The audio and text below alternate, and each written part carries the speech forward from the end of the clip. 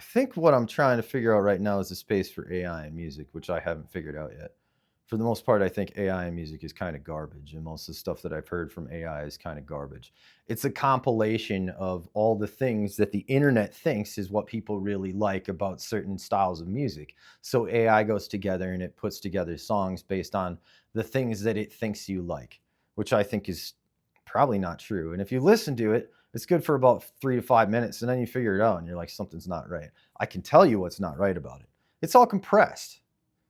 It's delving from a lot of stuff on the internet. All the audio files on the internet are compressed files. So it's like that movie Multiplicity with Michael Keaton, where he makes a copy of himself to help out with work and other stuff, and then the copy of himself makes a copy of himself, and it's really not the sharpest tool in the shed.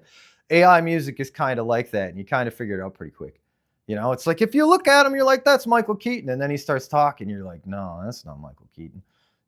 That kind of deal, if that reference makes sense. But AI and music is kind of like that. It's kind of like you like it for a couple minutes and then something's not right.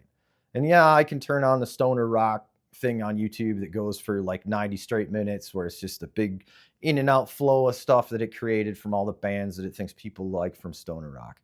I don't do that, man. I've lately been trying to intentionally listen to music. I'm like a music freak. It's my whole life. And like I really have been trying to get more into music again, like get into it as my kids get older. It's like, all right, I got the opportunity to not only introduce them to stuff, and what if they like it, they do, and if they don't, they don't. They all love music, but they like kind of their own thing, and I just support that. My oldest kid's totally into musical stuff, and like I'm like, let him be into musicals if that's his thing. I'm just glad he's into music. He's going to school for music. Not my music, but it's his music, and he's going to school for it. He wants to dedicate his life to it. Like I couldn't be prouder than having a kid that wants to dedicate his life to music. Like what an awesome experience. But with the AI music, man, like you just know. So where does that put us, and where does that put bands? Best time ever. I'm having more fun now in a band than I've ever had in my entire life.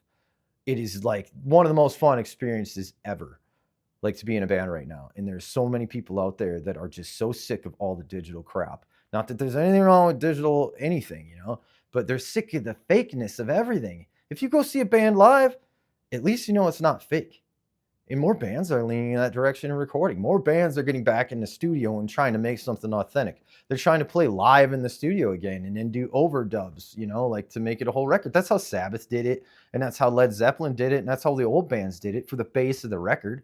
The meat and potatoes of the record was all recorded live in a room, which is awesome. Not everybody can do that, and not everybody will do that. And doing it the other way, there's nothing wrong with that. But I just like the fact that there's this robust thing again where it's like people are getting more into it.